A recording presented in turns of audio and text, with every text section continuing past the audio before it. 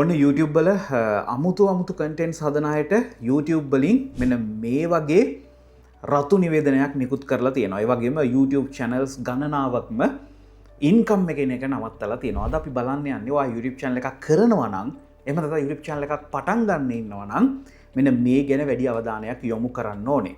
උදාහරණයක් විදිහට ඔයාලට පේනවා ඇති යාගේ channel එකට ඇවිල්ලා තියෙනවා. යාගේ channel එකට අපි තව දුරටත් මුදල් ගෙවන්නේ නැහැ. හිතන්න මාසෙට ඩොලර් 1000 2000ක් තමන්ගේ මාසික ආදායම විදියට ගන්න කෙනෙකුට මේක ලොකු භයානක මැසේජ් එකක් නේ. අපි බලමු මොනවද YouTube එකෙන් කියලා තියෙන්නේ. මෙයාලා කියලා තියෙනවා inauthentic content කියලා. ඒ වගේම එතන කියලා තියෙනවා මෙයා මේක mass produce කරලා හෝ repetitive එහෙම නැත්නම් එකම වගේ දේවල් views ගැන විතරක් හිතලා නිර්මාණය කරපුවා.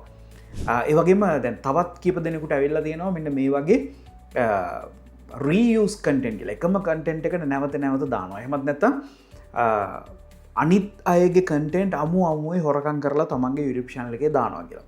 එතකොට YouTube එකෙන් කෙලින්ම කියලා තියෙනවා ඔයා increase කරගන්න ඔයාගේ views වැඩි කරගන්න විතරක් නෙමෙයි ඔයා මේකට significantly සැලකිය යුතු ප්‍රමාණයක educational ඕ තව මොනවා හරි value එකක් එකතු කරන්න ඕනේ. එහෙම වුණොත් විතරයි අපි මේකට මුදල් ගෙවන්නේ. නැත්තම් මේකට මුදල් ගෙවන්නේ නැහැ කියලා අමුවෙන්ම දාලා තියෙනවා. ඔයාගේ YouTube channel එකටත් මේ වගේ එකක් ආව නම් appeal කරන්න පුළුවන්.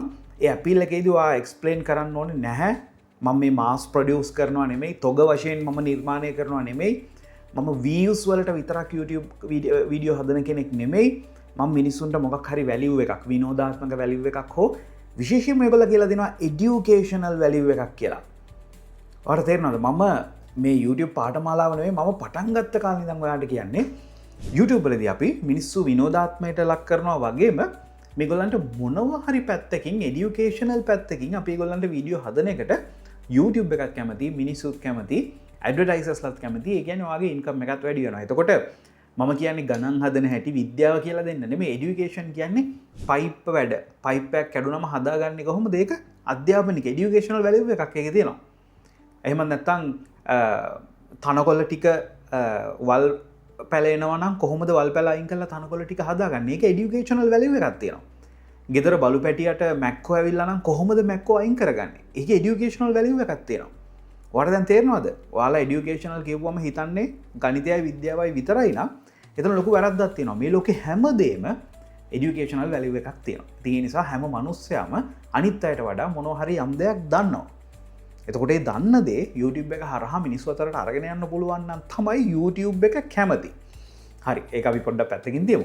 ඉතින් දැන් මේ කරන්න එපා කියන්නේ මොනවද? එතකොට ගොඩක් වෙලාවට ඔයාලා දන්නවා මේ වෙනකොට AI තාක්ෂණය පාවිච්චි කරලා තවත් මොන හරි තාක්ෂණය පාවිච්චි කරලා එකම වගේ content එකවර 100ක් 200ක් හදාගන්න පුළුවන්. එතකොට ඒකෙදි කිසිම value එකක් මිනිස්සුන්ට දෙන්නේ නැතුව අර views ගන්න විතරක්. ඒ කියන්නේ මෙන්න මේ වගේ style එකේ videos views යනවා. එනිසා මම මෙන්න මේ ස්ටයිල් එකේ වීඩියෝස් ගොඩක් දානවා කියලා හිතලා විතරක් වීඩියෝස් නිර්මාණය කරාම ඔයාලගේ වීඩියෝ හදන AI එකට වඩා YouTube එකේ තියෙන AI එක ගොඩක් ඇඩ්වාන්ස්. එතකොට YouTube එකේ ඒ ඔයාගේ වීඩියෝ එක මෙන්න මෙහෙම මේ බලන්න ගිය මාසෙම, ගිය සතියෙම, ගිය දවස් කීපෙම මේ මනුස්සයා දාලා තියෙන්නේ එකම වගේ. එහෙම නැත්නම් අනුන්ගේ content, reuse content. එහෙම නැත්නම් authentic content නෙමෙයි කියන එක AI එකකින් අඳුන්වලා ඒක YouTube එකට දැනුම් දෙනවා මිනිස්සුන්ට. ඊළඟට ඔයාට රිපෝට් එකක් වදිනවානේ. ඊට පස්සේ ඔයාට අපීල් කරන්න පුළුවන්. අපීල් සමහර විට මිනිස්සෙක් බලනවා ඇති. ඒත් ඔයාට ඔප්පු කරගන්න බැරි නම් මේකේ වැලියු එකක් තියෙනවා කියලා. ඒකත් හරි උසාවියේ නඩු අහනවා වගේ තමයි ඔයාට channel එක හම්බ වෙන්නේ නැහැ. ගොඩක් දුරට මේ අපීල් කරපු අයගෙන් 100ට එකක් දෙකක්වත් ආය ලැබුණේ නැහැ. ඉතින් හිතන්න දැන් මේ සමහර අයට තියෙනවා 1 ලක්ෂ ගණන් subscribersලා. එතකොට ඒගොල්ලන්ට monetization දෙන්නෙත් නැහැ. හම්බෙච්ච අයට සම්පූර්ණයෙන්ම මොනිටයිසේෂන් අයින් කරලා දානවා. මොකද්ද හේතුව? reuse content, අනුන්ගේ content, අමුවෙන් AI content වගේ දේවල් දානවා. ඉතින් ඒ නිසා හිතන්න YouTube channel එකක් කරනකොට දැන් ඔයාලට තේරෙනවද මේ මම මේ ඔයාලත් එක්ක මෙහෙම කතා කරනකොට මම මේකෙදි ඔයාලට මොනවා හරි මගේ අත්දැකීමක් කියනවා. මට වුණ සිද්ධියක් මම ඔයාලට කියනවා. මම ඔයාලට දෙයක් කියලා දෙනවා. ඔයාලා මේ වීඩියෝ එක බලලා දෙයක් ඉගෙන ගන්නවා. අපි හිතමු දැන් මම මෙතන නටලා පෙන්නුවා කියලා වාට. එතකොට මම ඩාන්ස් කරනවා, මගේ ස්කිල් එක පෙන්නනවා, ඔයාලා ඒක බලලා විනෝද වෙනවා. දැන් මේ දෙකේම ඔයාලට පේනදී වැලියු එකක් තියෙනවා. මිනිස්සුන්ට මේ දේවල් ඕනේ.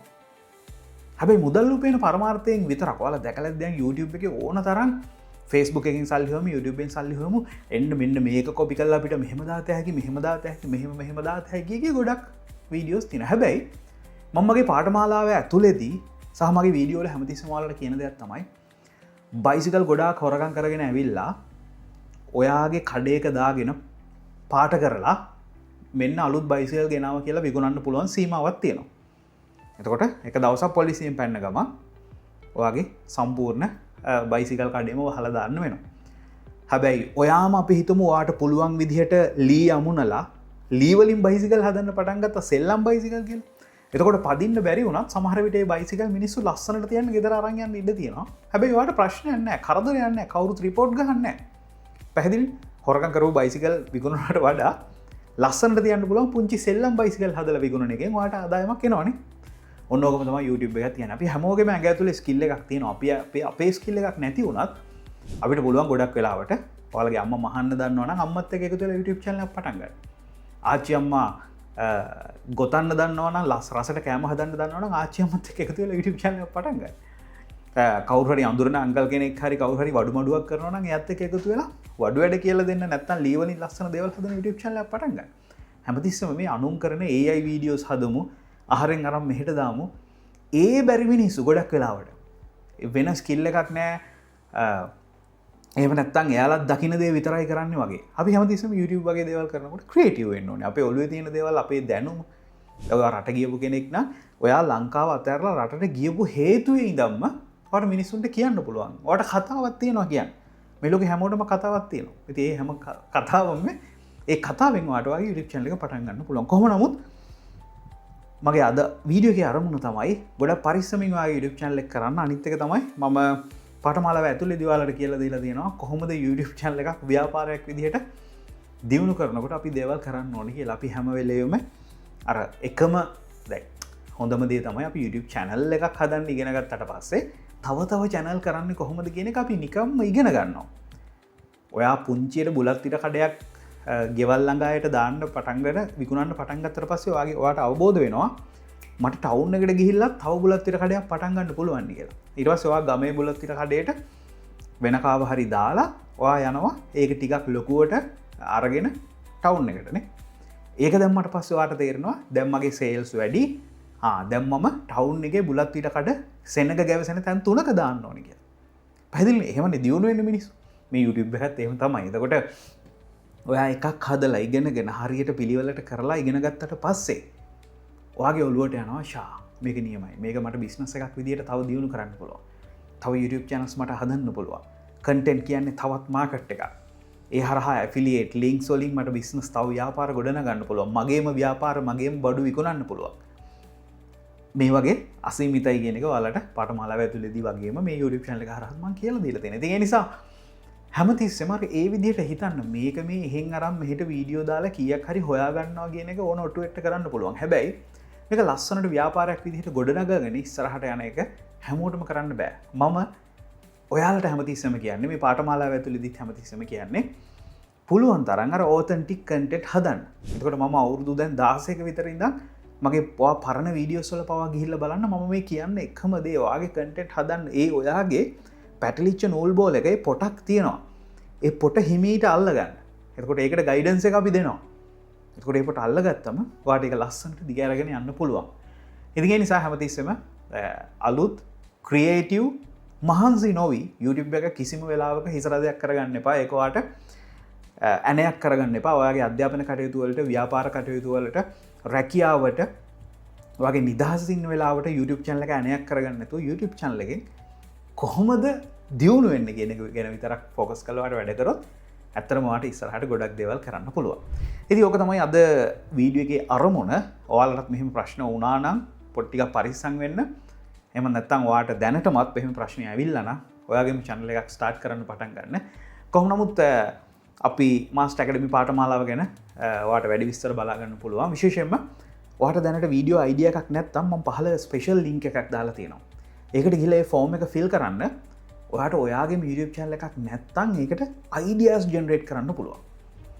ඉතින් ඒකත් බලලා පාඨමාලාවට කැමති නම් එකතු වෙන්න. තවත් වීඩියෝ එකකින් අපි ඉක්මනට හමු.